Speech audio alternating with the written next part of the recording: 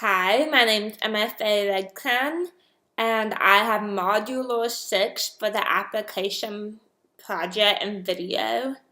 And what's really interesting about receiving Module 6 is I have had experience doing surveys, and it's really useful, especially in nonprofit industry, because you need to be able to show a range of opinions and ideas, and especially statistics, because you apply for grants and you have to be able to arrange people's attitudes and what they're experiencing so you can provide numbers, especially donors or big foundations. They want to see exactly what's happening, and it's great to be able to say accurately what the overall community or people group think about an issue.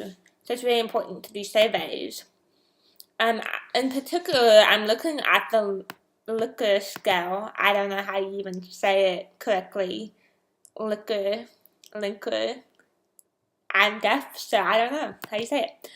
But it's basically you ask questions and you ask them to range on a scale of 1 to 5.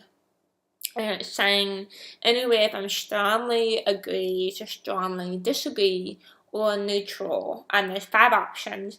And then I forget exactly how you do the equation, but you put it into an equation and can see where people are falling in their opinions.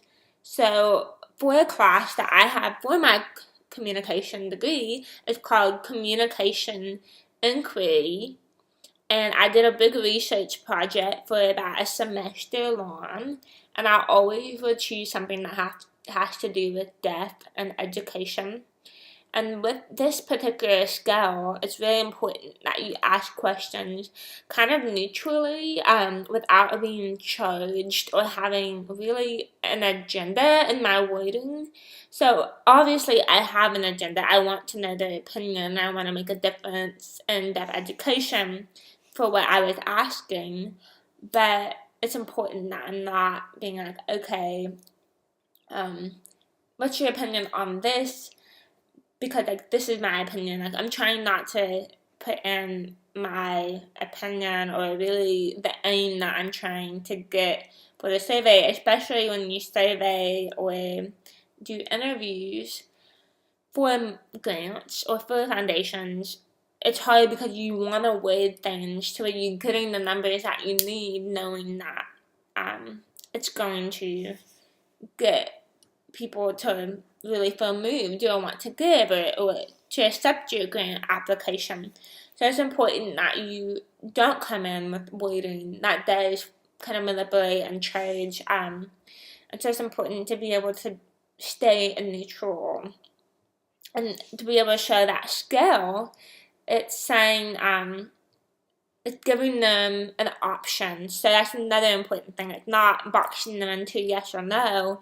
They have a variety of what they could answer. So sometimes if you ask questions that are very yes or no, it doesn't really give that person the opportunity to have a different opinion other than yes or no. With this scale, the Likert scale, it's showing that there is options if you're not stuck in these two opinions. So when I did my survey, it was with ASL English bilingualism, which is trying to figure out how do you link the ASL sign to the English word, because a lot of times in the school systems, deaf children will graduate with a 3rd or 4th grade reading comprehension level, and what happens is they will learn the sign, but ASL is actually not English.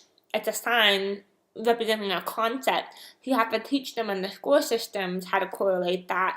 So some of the questions I asked was for deaf individuals or for individuals who taught the deaf. I asked, so it said I struggled to decipher the ASL sign to the English word, and they had strongly agree, undecided, disagree, or strongly disagree. I also asked, I noticed among deaf and hard of hearing friends that they lack ASL English bilingualism, and that's created barriers in their employment. And I gave them the 5 options. So then I was able to take that and make it into statistics and sharing that in my research paper. So it's really important to know how to do these surveys and skills, and Module 6 really teaches us what to do on that. Thank you.